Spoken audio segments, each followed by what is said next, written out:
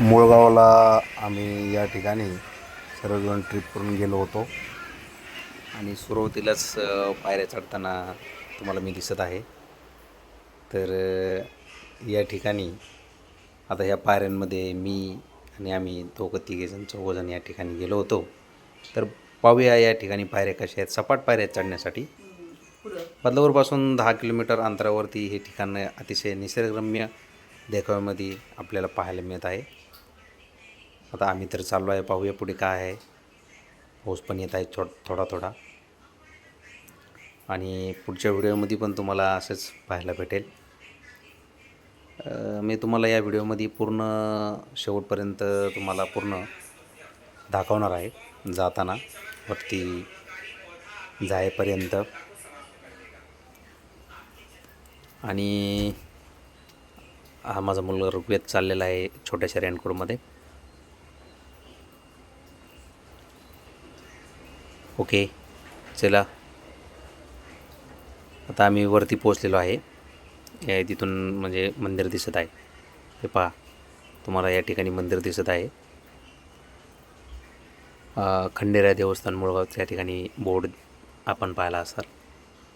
या थोड्याशा जास्त उंच पायऱ्या आहेत, थोडंसं सांभाळून जावं लागतं.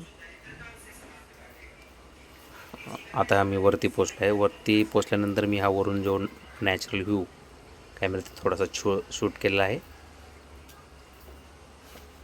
उंचवरती ठिकाण असल्यामुळं ढगांच्या वातावरणात आपण आहात असं आपल्याला या ठिकाणी अनुभवत आहे. हे बोर्ड, हे मंदिराचा कळस.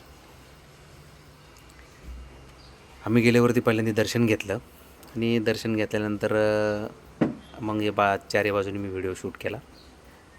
वरती गेलो से चाफ्याचं झाड तुम्हाला दिसलं आहे.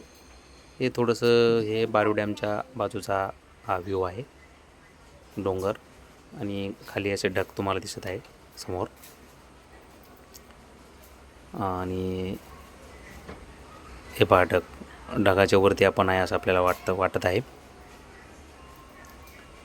अतिशय सुंदर असा नजारा आपल्याला म्हणजे निसर्गाचं रूप आपल्याला या ठिकाणी पाहायला भेटत आहे. तुम्ही जाऊ शकता. खूप असं आनंद असं वाटेल. थोडासा पाऊस पण येत होता, कधी मध्ये थांबत होता. सुंदर जाऊन आल्यावरती वाटलं आहे. हा दुसऱ्या बाजूचा व्ह्यू आहे, ज्या ठिकाणी आपली बदलापूर दिसते आणि तो हायवे दिसतोय, मुंबई दिल्ली एक्सप्रेसवे झूम केल्यानंतर पाहायला भेटला आपल्याला. बघा, हा त्या बाजूला बल्लीकडे बदलापूर आहे.